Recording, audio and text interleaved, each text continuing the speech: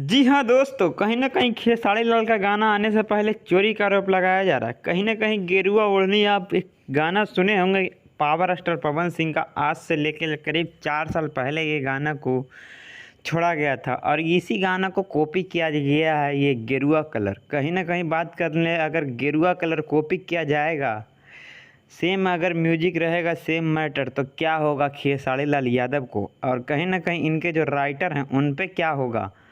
तो ये तमाम लोगों का ये जानकारी मैं देना चाह रहा हूँ कि ये गाना गेरुआ कलर का जो कि आज इसका ट्रीजर रिलीज़ किया गया था, इसका वीडियो आपको देखने के लिए मिलेगा। ग्लोबल म्यूजिक जंक्शन पे पूरा गाना सुनने के लिए मिलेगा।